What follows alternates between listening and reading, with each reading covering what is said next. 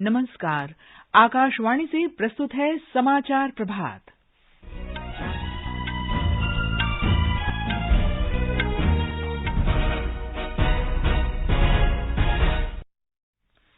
राष्ट्रपति द्रौपदी मुर्मू आज 27 भारतवंशियों को प्रवासी भारतीय सम्मान प्रदान करेंगी।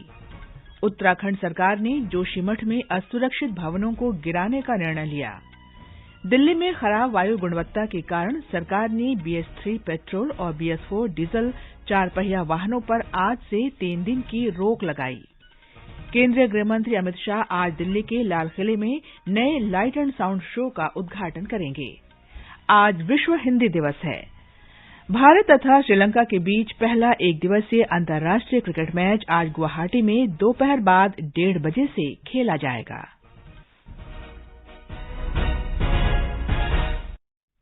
समाचार प्रभात के साथ मैं कनक लता। राष्ट्रपति द्रौपदी मुर्मू आज मध्य प्रदेश के इंदौर में 17वें प्रवासी भारतीय दिवस समारोह के समापन सत्र में शामिल होंगी।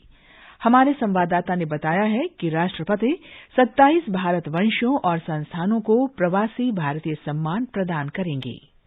प्रवासी भारतीय सम्मान पुरस्कार विदेश में भारत के बारे में बेहतर समन्वय बनाने, भारत की उपलब्धियों का समर्थन करने और भारतीय समुदाय के कल्याण के लिए काम करने वाले प्रवासी भारतीय और उनके द्वारा संचालित संगठन और संस्थानों को दिए जाते हैं। राष्ट्रपति समापन समारोह के पहले सूरीनाम गणराज्य के राष्ट्रपति चंद्रिका प्रसाद संतोखी और गुयाना गणराज्य के राष्ट्रपति डॉक्टर मोहम्मद इरफान अली से भी भेंट करेंगी। प्रवासी भारतीय दिवस सम्मेलन के तीसरे और अंतिम दिन केंद्रीय वित्त मंत्री श्रीमती निर्मला सीतारमण और केंद्रीय शिक्षा, कौशल विकास और उद्यमिता मंत्री धर्मेंद्र प्रधान की अध्यक्षता में 2 अलग-अलग सत्र भी आयोजित होंगे।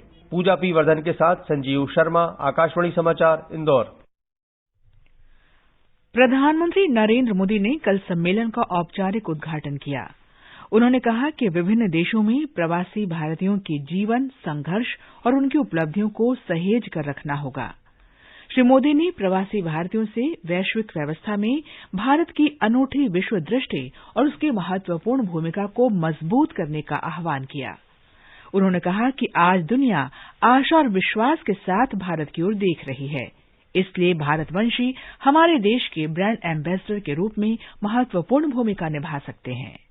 हमारे इन प्रवासी भारतीयों के योगदान का विश्व आकलन करता है तो उसे सशक्त और समर्थ भारत इसकी आवाज सुनाई देती है। इसलिए ही तो मैं आप सभी को, सभी प्रवासी भारतीयों को विदेशी धरती पर भारत का राष्ट्रदूत, ब्रांड एम्बेसडर कहता हूं। सरकारी व्यवस्था में राजदूत होते हैं, भारत की महान विरासत में आप राष्ट्रदूत होते हैं।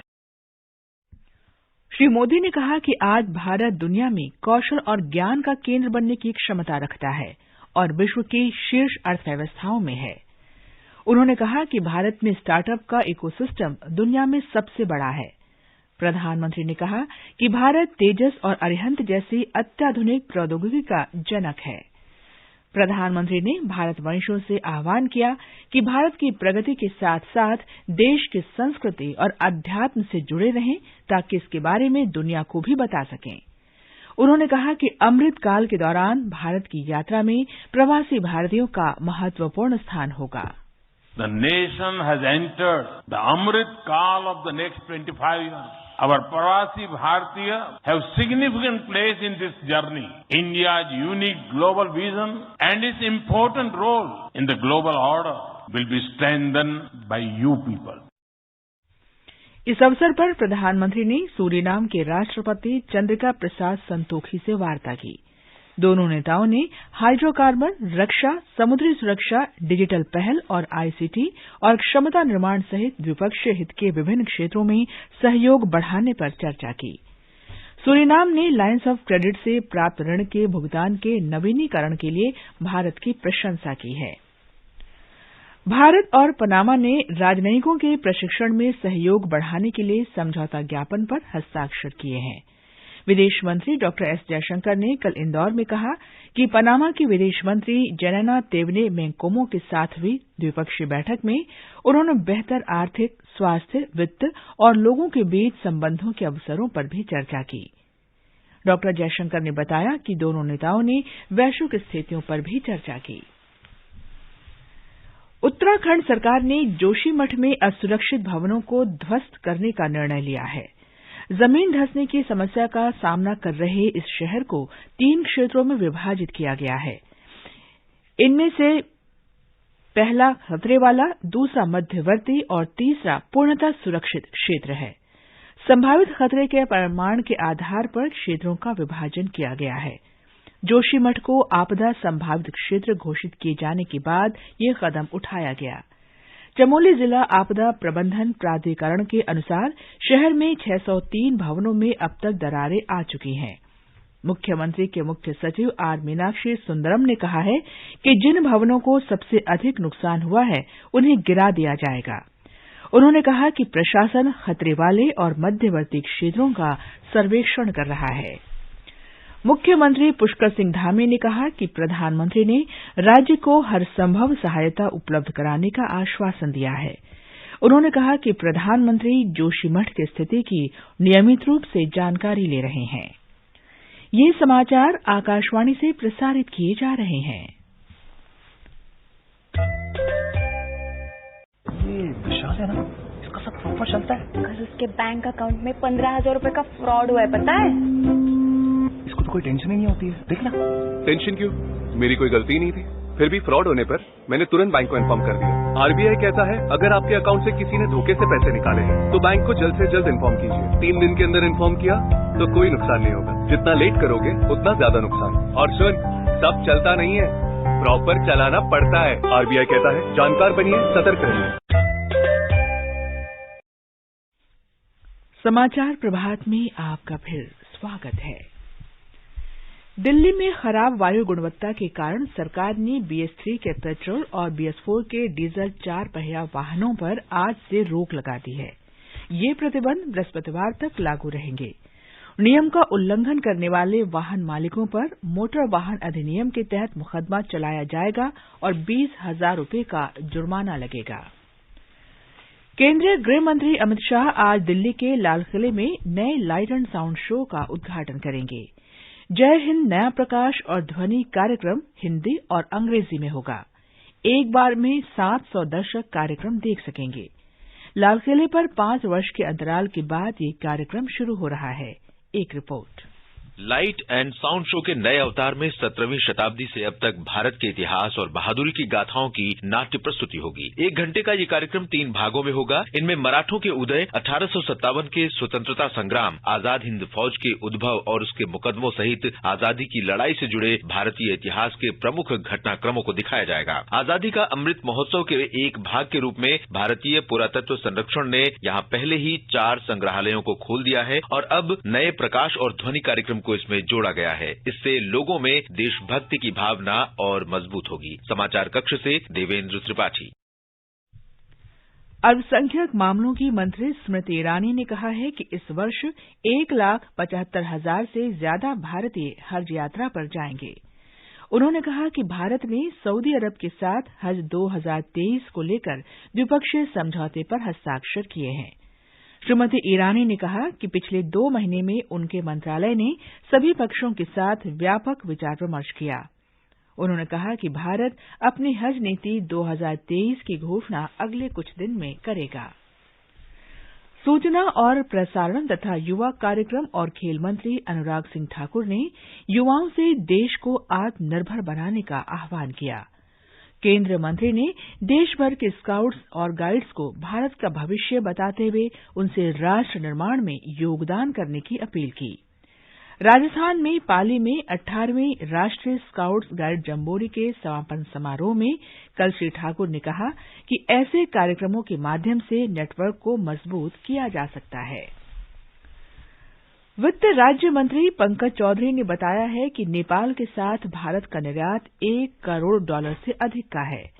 नेपाल की सीमा से सटे बिहार के वाल्मीकि नगर में 12वें लैंड कस्टम स्टेशन का उद्घाटन करते हुए श्री चौधरी ने कहा कि इस स्टेशन के खुलने से दोनों देशों के बीच व्यापार आसान हो जाएगा। श्री पंकज चौधरी ने बताया कि केंद्र दोनों देशों के बीच आर्थिक संबंधों को मजबूत करने के लिए प्रतिबद्ध है। आज जो कस्टम स्टेशन खुला है, निश्चित तौर से यहाँ पर हमारे वाल्मीकि नगर के लोगों को तो लाभ होगा, लेकिन साथ ही साथ हमारे नेपाल के भी लोगों का लाभ होगा। बिहार में 11 LCS था, जो आज बढ़ करके 12वां यहाँ पर वाल्मीकि नगर में हो रहा। अगर भारत के एक्सपोर्ट को देखें, जो आज मोदी जी के नेतृत्व में 650 बिलियन से भी ज्यादा आज भारत एक्सपोर्ट कर रहा है, जो रिकॉर्ड है। उसमें से $10 बिलियन कहीं न कहीं नेपाल की लाइफ लाइन से जुटा हुआ एक्सपोर्ट होता है। आज विश्व हिंदी दिवस है। विदेशों में हिंदी भाषा के प्रयोग को बढ़ावा देने के उद्देश्य से हर साल ये दिवस मनाया जाता है। 2006 में आज ही के दिन दुनिया भर में हिंदी भाषा को बढ़ावा देने के लिए नागपुर में पहली बार विश्व हिंदी सम्मेलन आयोजित किया गया था।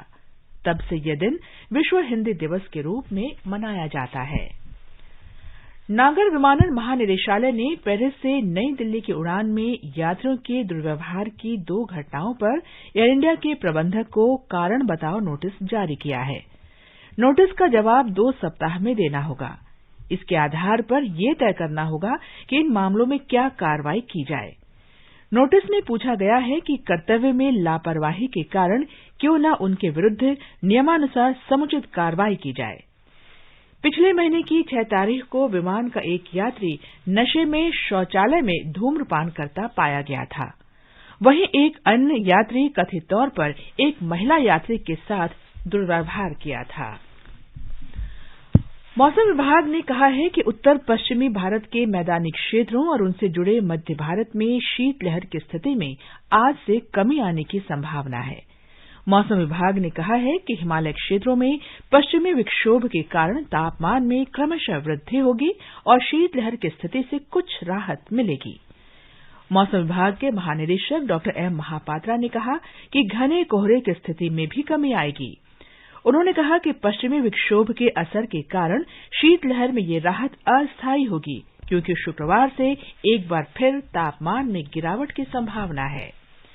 इस बीच आकाशवाणी से बातचीत में उत्तर रेलवे के वरिष्ठ जनसंपर्क अधिकारी आरके राणा ने बताया कि कोहरे के कारण 35 रेलगाड़ियां देरी से चल रही हैं।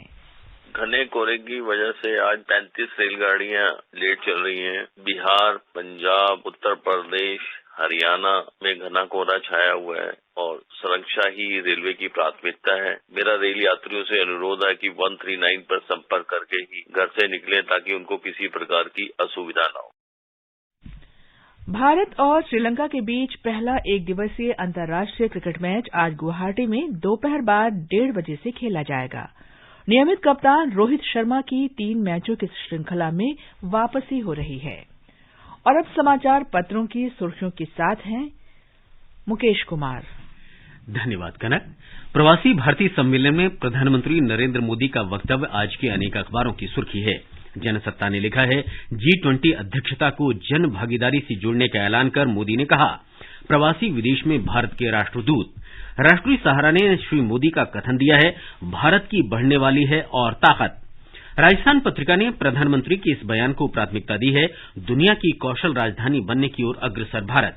नवभारत टाइम्स के पहले पन्ने की खबर है, जोशीमठ में सरकार ने रेस्क्यू प्लान बनाया, 3 दिन में घर खाली करने का नोटिस। दैनिक जागरण की पहली खबर है, कॉमन सिविल कोड पर खुला सुप्रीम रास्ता। शीर्ष अदालत ने स्पष्ट किया कि समान नागरिक संहिता पर राज्यों को कमेटी गठित करने का अधिकार। 1 रैंक 1 पेंशन की बकाया राशि का भुगतान 15 मार्च तक करने का उच्चतम न्यायालय का केंद्र को निर्देश लोकसत्य के पहले पन्ने पर है। वीर अर्जुन लिखता है, एशिया पैसिफिक में मास्टर गेम्स में भारत का प्रतिनिधित्व करेंगे तरुण टोकस। हिंदुस्तान ने बताया है कि 11 से 18 जनवरी तक होने वाले ऑटो एक्सपो में स्वच्छ ईंधन वाले वाहनों की झलक दिखेगी। उत्तरी भाग में पड़ रही कड़ाके की ठंड अनेक अखबारों के पहले पन्ने पर है। हिंदुस्तान ने इसे शीर्षक दिया है, शीतलहर के साथ गलन बढ़ी। पत्र ने कुल्लू में ठंड से झरने का पानी जमने की खबर सचित्र प्रकाशित की है। अंत में मुख्य समाचार एक बार फिर। राष्ट्रपति द्रौपदी मुर्मू आज 27 भारतवंशियों को प्रवासी भारतीय सम्मान प्रदान करेंगी। उत्तराखंड सरकार ने जोशीमठ में असुरक्षित भवनों को गिराने का निर्णय लिया। दिल्ली में खराब वायु गुणवत्ता के कारण सरकार ने BS3 पेट्रोल और BS4 डीजल 4 पहिया वाहनों पर आज से 3 दिन की रोक लगाई। केंद्रीय गृहमंत्री अमित शाह आज दिल्ली के लाल किले में नए लाइट एंड साउंड शो का उद्घाटन करेंगे। आज विश्व हिंदी दिवस है। इसके साथ ही समाचार प्रभात का ये अंक समाप्त हुआ। नमस्कार।